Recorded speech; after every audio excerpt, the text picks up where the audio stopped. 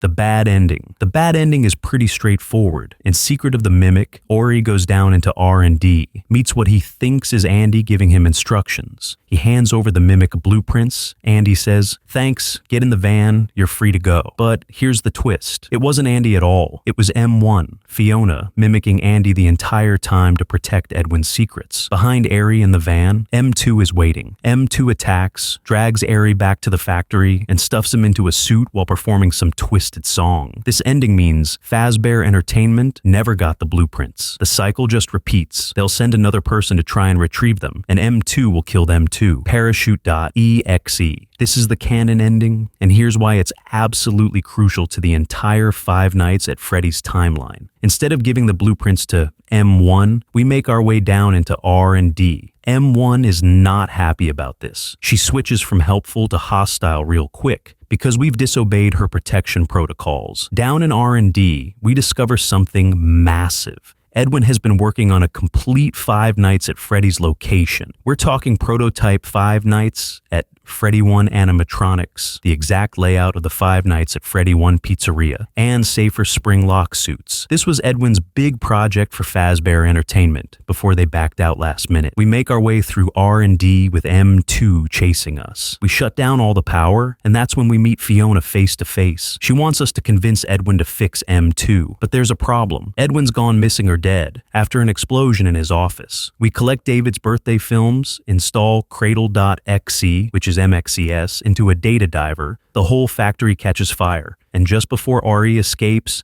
M2 stops him and takes that data diver. This is canon because M2 escapes with MXES installed in the data diver. Someone finds this in the future. That's how we get the MXES system in Security Breach. MCM burns to the ground, which is why we never see it again. But the technology survives. MXES. MXES is one of the most important revelations, is how MXES, the security system from Security Breach, actually originated. In the Parachute.exe ending, we install Cradle.exe into a data diver. M2 escapes with this data diver. MXES stands for Mechanical X-Form Experimental Storage. It's Edwin's creation, designed as a cradle to keep people safe and provide boundaries. Someone in the future finds this data diver and uses it to contain the Mimic entity, Mimic 01, until the events of Security Breach. This is why Parachute.exe has to be canon. It's the only way MXES exists in the future timeline. M1, the Fiona program, also known as the Sun. After Fiona dies in a fire at Fall Fest, and we can see she's burned and charred in the Moon.exe statues,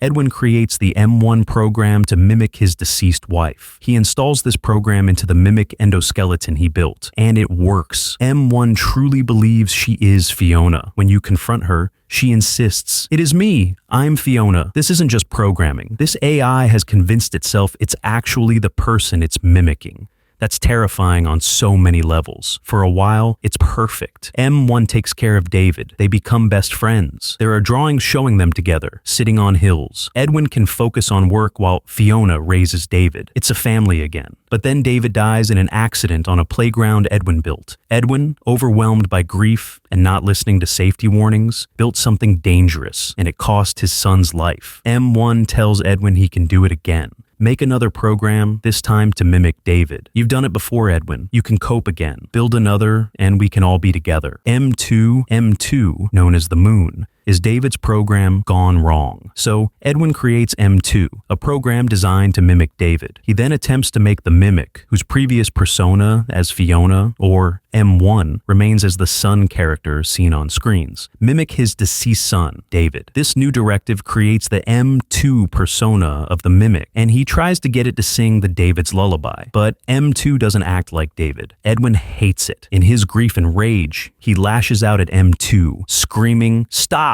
You're not him. Stop sounding like him." He breaks M2's legs, destroys it, locks it away. Here's the horrifying part. M2 learns from this. The Mimic technology copies behavior. And what did it learn? Rage, violence. Edwin's attack on M2 becomes M2's template for interacting with the world. M2 rebuilds itself, escapes, and now anyone who enters MCM gets killed. Not because M2 is evil by design, but because it learned violence from the man who created it to feel love. Moon.exe.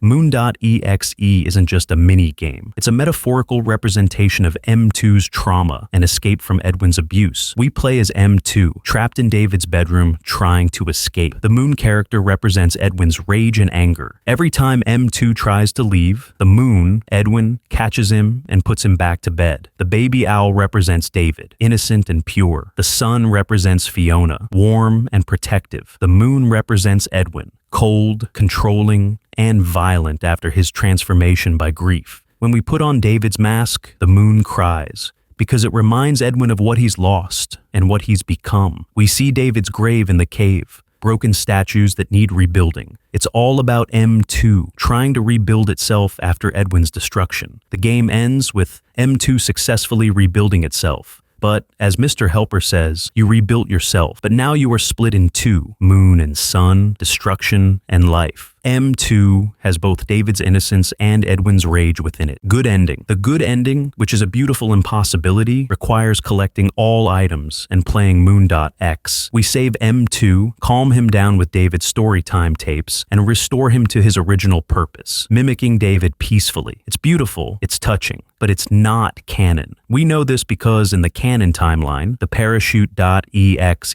ending, M2 is the one who carries the vital MXES program out of the burning facility, which is essential for containing the Mimic in security breach. The good ending, where M2 is pacified and the Mimic's threat isn't directly addressed, doesn't align with the events that lead into security breach. This ending exists to show us what could have happened in a perfect world, but tragically, it didn't. Edwin Murray. Edwin Murray is one of the most important figures in the Five Nights at Freddy lore, and his story is absolutely heartbreaking. He and Fiona weren't just random inventors, they were major contractors for Fazbear Entertainment and other companies. Edwin fell in love with Fiona because of her puppet-making skills. Together, they built MCM into a successful company. Their first big hit, Chica's Party World in the mid-70s. Fiona designed Chica, and it made Fazbear Entertainment very successful. They had a good relationship with Henry. Edwin even calls him Hen as a nickname, showing they were close friends and business partners. Edwin was commissioned to create safer spring lock suits, ones that wouldn't react to sweat and water, like the dangerous Fazbear Entertainment versions. But then, Fiona dies at Fall Fest. Edwin, overwhelmed with grief and trying to run a massive company while raising David alone, creates M1. For a while, it works, but then David dies, and Edwin's world completely collapses. Fazbear Entertainment workers are leaving 1995 to work for better pay and bonuses. Edwin's getting hit with lawsuits. His company is falling apart. And right when he needs that big Five Nights at Freddy One location project to save his company, Fazbear Entertainment backs out last minute. Edwin keeps saying, "They're not my friends anymore," about Henry and William. He trusted them, worked with them for years, and they abandoned him when he needed them most. R&D Revelation. This is one of the most timeline-breaking revelations in the entire game. Down in Edwin's R&D facility, we find a complete prototype of the Five Nights at Freddy One location. In the 1970s, we're talking about the exact layout of the Five Nights at Freddy One pizzeria. Prototype versions of Freddy, Bonnie, Chica, and Foxy, plus those safer spring lock suits. This was Edwin's massive project for Fazbear Entertainment, something that would have saved his company. Edwin spent enormous amounts of money on this project. He created everything Fazbear Entertainment requested, and then they backed out at the last minute, leaving him financially ruined. Here's how this works. Fazbear Entertainment commissioned this project in the 70s, but backed out. Edwin's company collapsed. William bought everything, including the designs. Years later, after the Five Nights at Freddy 2 location with the toy and withered animatronics fails, Fazbear Entertainment goes back to Edwin's old designs. Remember that project Edwin Murray did in the 70s? Let's use those designs for our new location. So, the Five Nights at Freddy One location we know is actually based on Edwin's prototype from decades earlier. William literally profited off Edwin's work for years after destroying him. Safer suits, safer spring. Lock suits is one detail that's easy to miss. Edwin created safer spring lock suits. While Fazbear Entertainment's spring locks are death traps that react to moisture and movement, Edwin's versions can handle water damage and regular use without killing people. Of course, Fazbear Entertainment backed out of using the safer versions. They preferred their deadly ones. Classic William Afton, choosing the option that puts people in danger. William Afton. This game shows us exactly what kind of person he was, even before he started killing children. He's a manipulative, calculating businessman who saw Edwin's tragedy as an opportunity. William Afton didn't just stumble into Edwin's technology, he orchestrated Edwin's downfall. Through just 2 emails, you can see his manipulation tactics. First, he's sympathetic. I understand you are going through a difficult time. Let me help you by buying your land. Don't worry, I won't touch your parents' house. But then, he's calculating, after this Fazbear project, everything will be fine. You just need to finish it and everyone will come back. Fazbear Entertainment employees are actively recruiting MCM workers, offering better pay and benefits.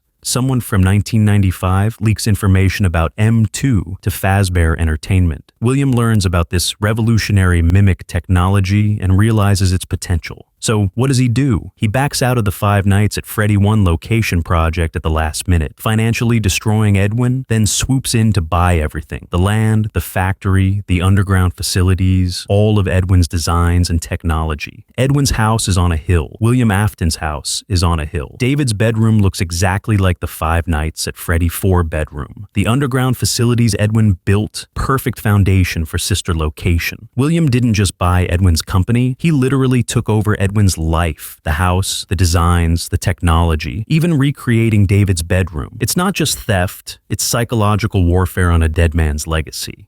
Henry Emily. Henry Emily's role in this story is fascinating and tragic. Edwin calls him Hen, a nickname that shows they had a close, personal relationship beyond just business. Henry and Edwin worked together successfully on Chica's Party World. They had a strong partnership, mutual respect, and genuine friendship. Edwin trusted Henry completely. But when Edwin needed Henry most, when Fiona died, David died, and the company was falling apart, Henry backed out. "They're not my friends anymore," Edwin says, and you can hear the heartbreak. Was Henry influenced by William? Was it just business pragmatism, seeing Edwin's company failing and cutting losses? Or was Henry genuinely trying to distance himself from the chaos? We don't know yet, but this betrayal clearly created tension between Henry and William that would echo through the entire Five Nights at Freddy timeline. This might be when Henry first realized what kind of person William really was. What's next? What's next? M2 escaped with the MXES data diver. Where did he go? I think we're getting another game where we play as Henry, tracking down the data diver M2, carried and implementing the MXES system to contain the mimic. We're probably getting a Fall Fest game about what happened to Fiona. We might see more about how William and Henry's relationship deteriorated. We could explore how all of Edwin's stolen technology influenced the creation of the animatronics we know and love. So, what is the secret of the mimic? It's that the most advanced AI in the Five Nights at Freddy universe was born from love, not malice. Edwin didn't create a monster. He created a grieving father's desperate attempt to resurrect his family. M1 was Fiona, protective, caring, willing to do anything to keep her family safe. M2 was supposed to be David, innocent, playful, full of life, but grief corrupted both programs. M1 became overprotective to the point of deception. M2 learned violence instead of love. The real tragedy isn't that the mimic is dangerous, it's that it could have been beautiful. In the good ending, we see what M2 was meant to be, a loving recreation of a lost child. But that's not the ending we got. William Afton saw this family's tragedy and turned it into profit. He stole their technology, destroyed their legacy, and used their creations to hurt more families. The mimic isn't just a robot. It's a testament to how grief and greed can corrupt even the most loving intentions. That's Secret of the Mimic, a story about love, loss, betrayal, and the technology that connects every Five Nights at Freddy game we've ever played. Let me know what you think in the comments. Which ending do you believe is canon? What do you think happens to M2 next? And are you as excited as I am for the next chapter? And if you made it this far, make sure to subscribe and click one of the video on the screen.